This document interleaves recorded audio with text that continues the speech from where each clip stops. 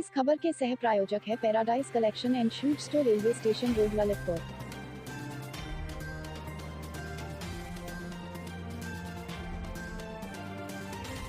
इस खबर की सह प्रायोजक Sanskar valley academy school, Mahrauni road, Masaura Kala, Lalitpur.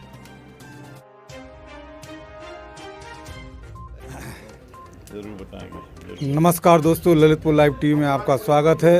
जैसा कि ललितपुर लाइव टीवी ने हमेशा कमिटमेंट किया है, आपसे वादा किया है कि 2022 मिशन को लेकर सामान्य विधानसभा चुनाव अब ललितपुर विधानसभा क्षेत्र में शुरू हो चुके हैं। ललितपुर जनपद में 2 विधानसभा आती हैं, 226 ललितपुर और 227 महरौनी।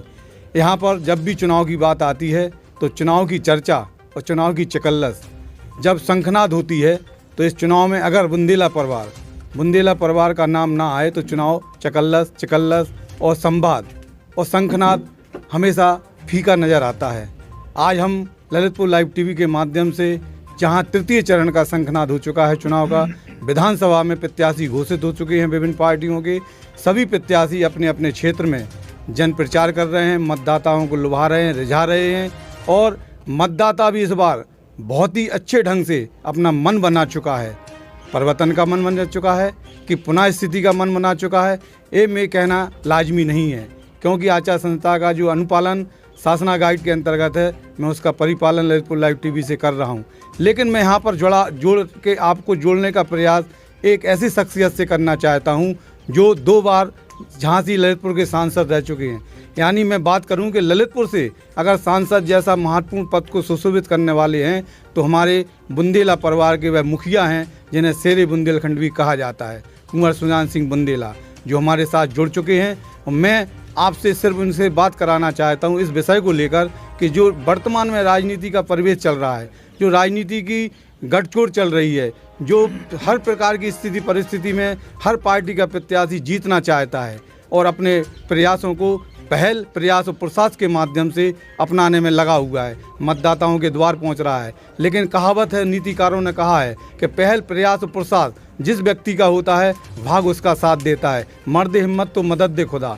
यहाँ पर मर्द हिम्मत और मदद दे खुदा की जो कहावत है चर्चात हो सकती है, इसको परिणाम स्वरूप देखा जा सकता है, क्योंकि इस बार जो हमारे शेरे बुंदेलखंड सुजान सिंह बुंदेला हैं, उनके ज्येष्ठ पुत्र कुंवर चंद्रभूषण सिंह बुंदेला और गुड्डू राजा बहुजन समाज पार्टी के अंतर्गत ललितपुर विधानसभा 226 से अपना किस्मत, अपना भाग, अपना प्रयास, अपनी पहल, अपना पुरुषार्थ पूरी तरह से निर्वहन कर रहे हैं। वह मतदाताओं के द्वार पहुंच रहे हैं।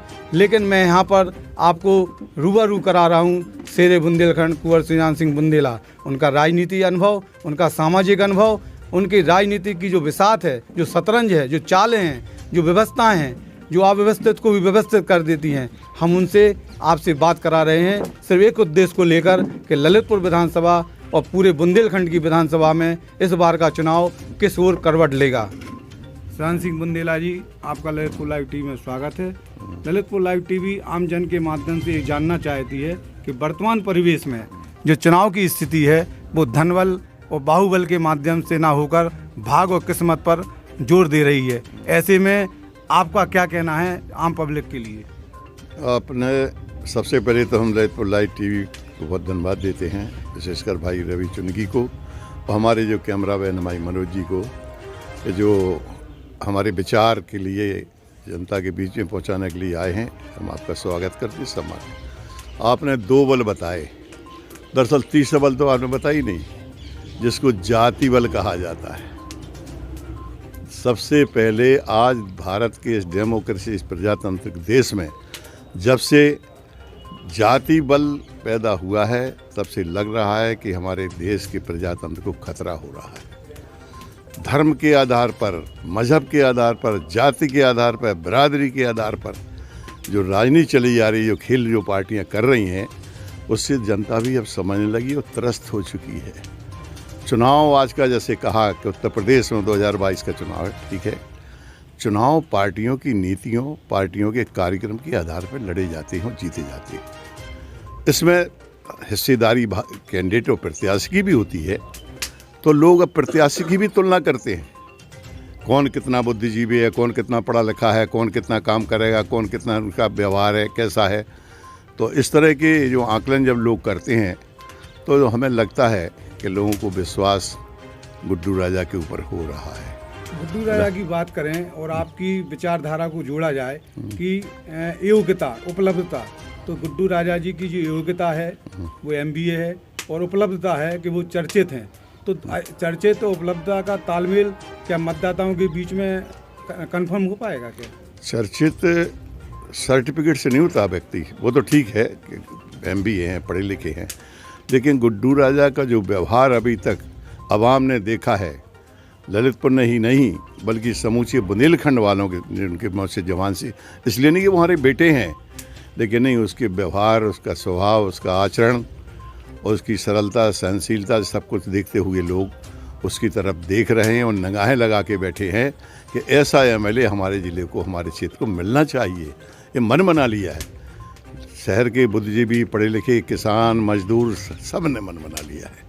ये पूरे हमारे क्षेत्र में चल रहा है। आप 2 बार के सांसद हैं और आपने चुनाव लड़ा है, आपने मतदाताओं के पास पहुँचे, यहाँ तक कि झांसी पूरे मंडल में पहुँचे, और आपका परिवार सरकार बदलने वाली भी राजनीति करता है। ऐसे में वर्तमान में जो अब बहुजन समाज पार्टी चुनी है, तो क्यों? देखिए, सवाल इसका है कि हमने कहा नहीं पहले कि पार्टी की नीतियाँ, पार्टी के कार्यक्रम और पार्टी के नेता कैसे आचरण का हो, उसके आधार पर पार्टी में शामिल होते हैं, लोग छोड़ के जाते हैं, बदलते हैं। आज गुड्डू राजा को लगा कि जहाँ हम जिस जगह थे वो जगह हमारे लिए उपयुक्त नहीं है।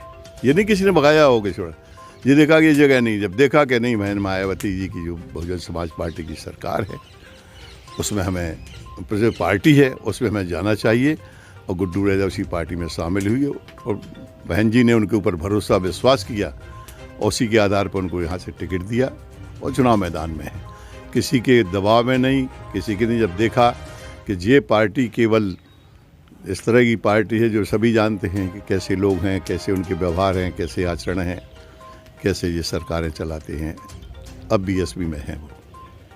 आपसे बात करना चाहेंगे जनता की तरफ से कि जो आपका 2 बार का सांसद पद का जो अनुभव है वो वर्तमान चुनाव में देखने को आपको मिल रहा है कि इसके विपरीत मिल रहा है?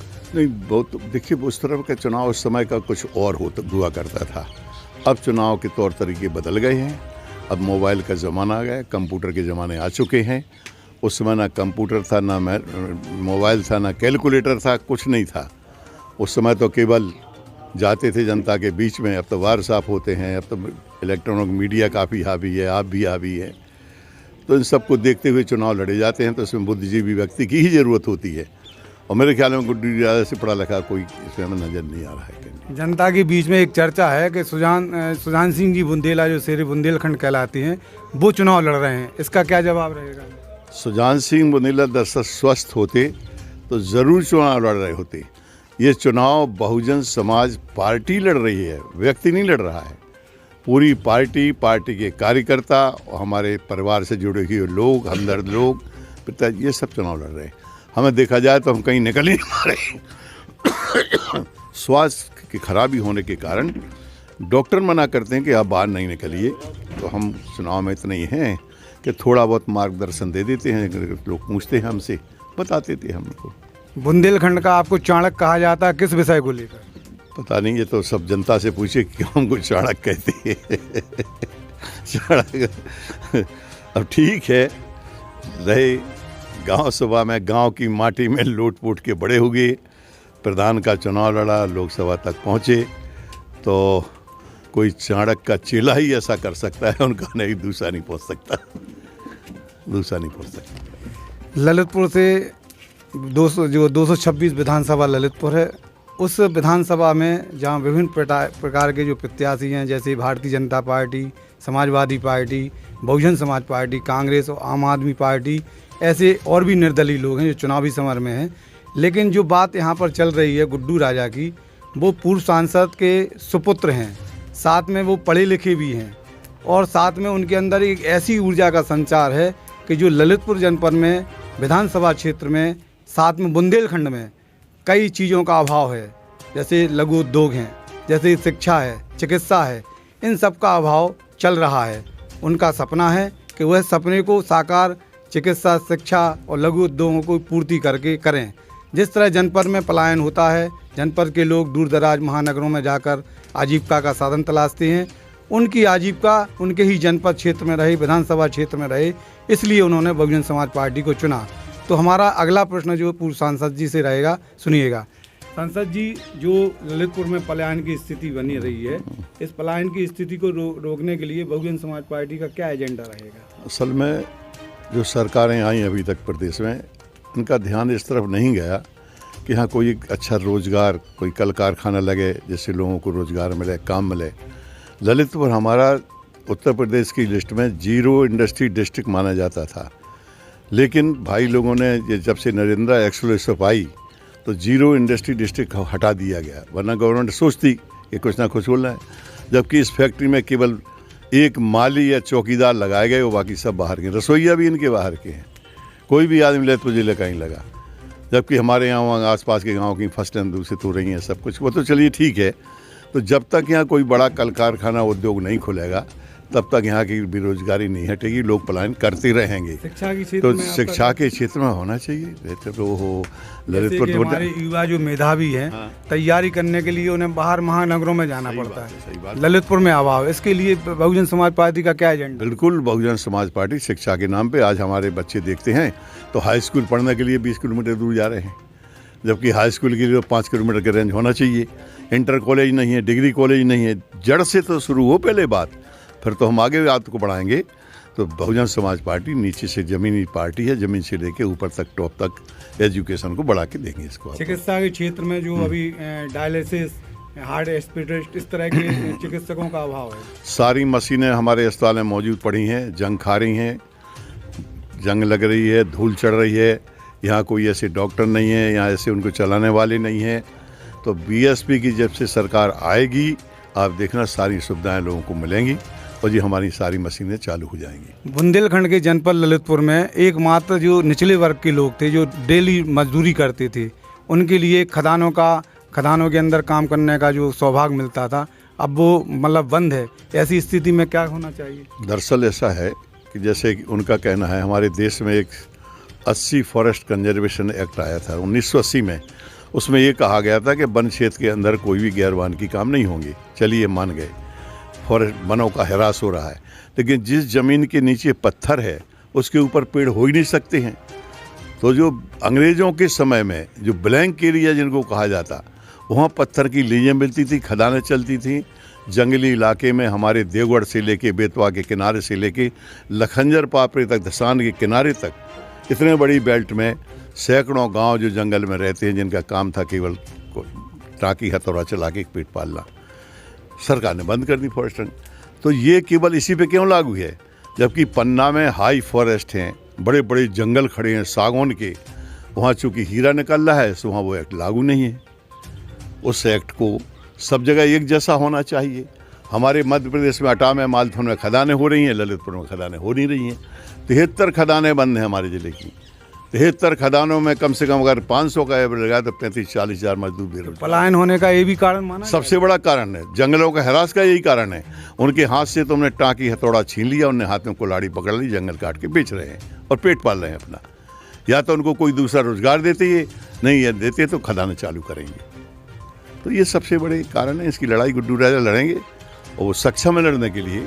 इस बार जो चुनाव है, जैसा कि आपने अपने वक्तव्य में कहा कि जातिकरण, जातिवादी हावी हो सकता है चुनाव में, तो क्या गुड्डू राजा की योग्यता जातिकरण के ऊपर हावी हो सकती है? गुड्डू राजा की जाति तो बहुत कम है, जाति के आधार पर तो कम नहीं जीत पाएंगे। उनको सर्व जाति का, सर्वधर्म मानने वालों का योगदान मिल रहा है सभी के। आज बैठे हैं लीलाधर कुल्लू महाराज, आज ये महाराज बैठे हैं हमारे अग्नोत्री जी, ये हमारे बैठे हैं हम बबलू भाई, सभी हमारे कोरी समाज के लक्ष्मी भाई, हर समाज के लोग बैठे हैं, हर समाज के लोग कर रहे हैं। एक समाज का नहीं।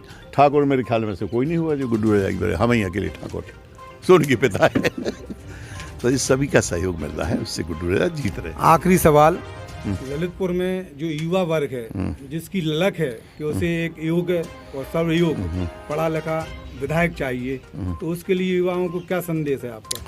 नौजवानों को चाहिए कि अपने बीच से उठ के निकल के एक आदमी विधानसभा में पहुंच रहा है, निश्चित वो युवाओं की लड़ाई लड़ेगा और युवा इस बात की ठान लें कि अगर उन्होंने खड़ा कर दिया, गुड्डू राजा को वहाँ पहुँचा दिया, तो उन नौजवानों को, उनके हाथों को काम मिलेगा। उनकी बेरोजगारी दूर होगी और उनके बीच का एक बालक, उनके बीच का एक साथी विधानसभा में पहुंच के उनकी लड़ाई लड़ेगा। हमारे साथ थे पूर्व सांसद सुजान सिंह बुंदेला, जिनके ज्येष्ठ पुत्र गुड्डू राजा, चंद्रभूषण सिंह जी बुंदेला और गुड्डू राजा चुनावी समर में हैं। अनेक योग्यताओं को, अनेक व्यवस्थाओं को लेकर वह मतदाताओं के पास पहुंच रहे हैं। और जैसा कि पूर्व सांसद जी ने कहा कि उनके साथ सर्व समाज लोग हैं। जैसा कि आप देख रहे हैं कि अलाव जल रहा है। अलाव को तापने वाले यहाँ पर दिग्गज हमारे बांसी क्षेत्र ये निवासी कुल्लू महाराज जो जिला पंचायत सदस्य हैं, तो वहीं हमारे पूर्व प्रधान कल्लू बबेले जी हैं। तो हमारे साथ अलग मुस्लिम समाज के लोग हैं। तो यहाँ इस साइड में हमारे महेंद्र अग्नोत्री जी जो हमारे एक ब्राह्मण समाज के एक अच्छे ओहदे पर हैं। तो वहीं लक्ष्मी जी जो हरिजन समाज को बिलोंग करते हैं। इस तरह से हमारे कोरी समाज को बिलोंग करते हैं। तुलसी राम जी बैठे हैं। अनेक ऐसे लोग हैं जो सर्व समाज के हैं। बात यहाँ पर समाज की नहीं है, बात यहाँ पर है सब व्यवस्था की। जो अव्यवस्था है जनपद ललितपुर में हम नहीं, आम जन देख रहा है, चाहे चिकित्सा का क्षेत्र हो, चाहे शिक्षा का क्षेत्र हो या लघु उद्योग हो। लेकिन आने वाले समय में जो 20 फरवरी है, जिस दिन मतदान होना है तृतीय चरण का, ललितपुर लाइव टीवी आपसे अपील करती है कि आप लोग अपना मतदान करने ज़रूर जाएं। मतदान किसे करना है आप स्वतंत्र हैं, लेकिन मतदान करने ज़रूर जाएं 20 तारीख को, और अपने मत का उपयोग कर राष्ट्रीय पर्व लोकतंत्र के इस महापर्व में अपनी सहभागिता का निर्वहन करें। 20 तारीख आने वाला दिन आपका अपना अधिकार का दिन है। इस अधिकार को अपने अधिकार के साथ मतदान के रूप में सम्मिलित करें। आने वाला कल 20 फरवरी किसको वोट देता है, किसको नहीं देता है, ये आपका स्वतंत्र अधिकार है। 10 मार्च को पुनः आपके सामने होंगे और कौन विजय मतदाता घोषित करता है उसको अपन मिलकर बात करेंगे। ललितपुर लाइव टीवी से मनोज जैन के साथ रवि चुनगी की रिपोर्ट।